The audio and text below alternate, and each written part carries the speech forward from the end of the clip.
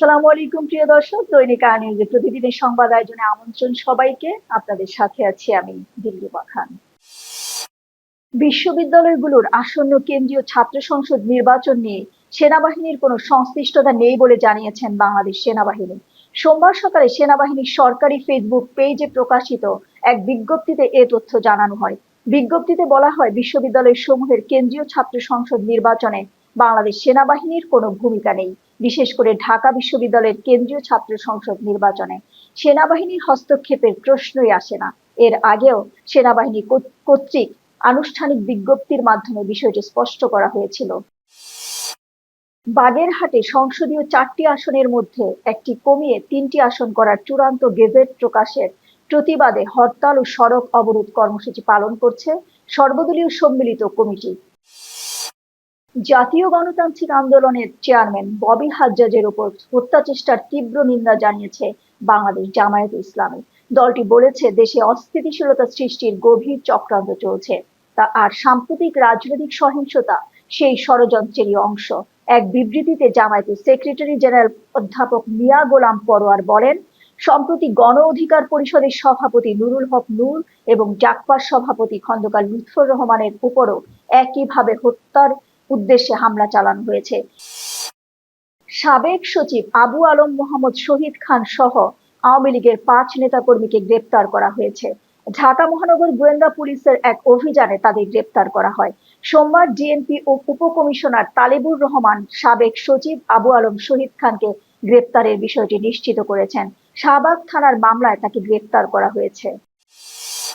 জুলাই আন্দোলনকে কেন্দ্র করে খিলগাঁও থানাধীন এলাকায় মোহাম্মদ সালাউদ্দিন সুমন নামে এক ব্যক্তি হত্যার মামলায় আওয়ামী লীগ সরকারের সাবেক মুক্তিযুদ্ধ বিষয়ক প্রতিমন্ত্রী ক্যাপ্টেন এবি তাজুল ইসলামকে গ্রেপ্তার দেখানো হয়েছে।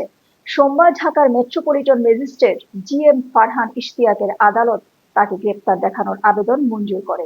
এর আগে গত 2 সেপ্টেম্বর মামলার তদন্ত কর্মকর্তা খিলগাঁও থানার উপপরিদর্শক মোহাম্মদ আসাদুর রহমান তাকে গ্রেপ্তার দেখানোর আবেদন করেন। বিএনপির হাত ধরে 31 দফা সহ সব ইতিবাচক পরিবর্তন এসেছে বলে মন্তব্য করেছেন বিএনপির মহাসচিব মির্জা ফখরুল ইসলাম আলমগীর। সোমবার সকালে ঠাকুরগাঁও জেলা বিএনপির সম্মেলনে উদ্বোধন করে এসব কথা বলেন তিনি। মির্জা ফখরুল বলেন, দলের নেতাকর্মীরা গণতন্ত্র প্রতিষ্ঠার জন্য জীবন ও ত্যাগ স্বীকার করেছেন, কিন্তু আন্দোলন থেকে কখনো সরে যাননি। এ সময় তিনি দলের ভারপ্রাপ্ত চেয়ারম্যান তারেক রহমানের নেতৃত্বে সবাইকে ঐক্যবদ্ধভাবে গণতন্ত্রকে শক্তিশালী করার আহ্বান জানান। এবারে আন্তর্জাতিক সংবাদ।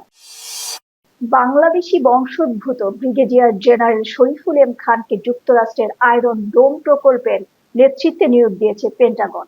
সম্প্রতি ব্রিগেডিয়ার জেনারেল পদে পদোন্নতি পাওয়ার পর তিনি এই দায়িত্ব গ্রহণ করেন।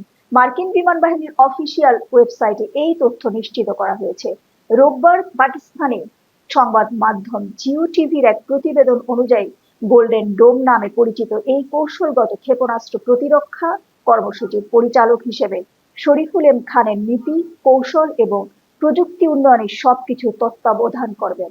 এই প্রকল্পটি যুক্তরাষ্ট্রের আকাশ প্রতিরক্ষা সক্ষমতাকে আরো শক্তিশালী করবে বলে আশা করা হচ্ছে। এবারে খেলার সংবাদ। এএফসি অনূর্ধ্ব 23 চ্যাম্পিয়নশিপে ইয়েমেনের বিপক্ষে 1-0 গোলে হেরে এক ম্যাচ আগেই বাংলাদেশ টুর্নামেন্টের যাত্রা শেষ। প্রথম ম্যাচে স্বাগতিক ভিয়েতনামের বিপক্ষে 2-0 গোলের পর আজ ইয়েমেনের বিপক্ষে 1-0 গোলে হেরেছে বাংলাদেশ অনূর্ধ্ব 23 দল। 2 ম্যাচে 6 পয়েন্ট নিয়ে ইয়েমেন এখন টেবিলের শীর্ষে। আজ দিনের পরের ম্যাচে স্বাগতিক ভিয়েতনাম সিঙ্গাপুরকে হারালে তাদের পয়েন্টও 6 হবে। বাংলাদেশ শেষ ম্যাচে সিঙ্গাপুরকে হারালে 3 পয়েন্ট পেতে পারে। 3 পয়েন্টে গ্রুপ রানার্স আপ হওয়ার সুযোগ একেবারেই ক্ষীণ। সেখানে 11 গ্রুপের মধ্যে সেরা 4 রানার্স আপ হওয়ার সম্ভাবনা নেই।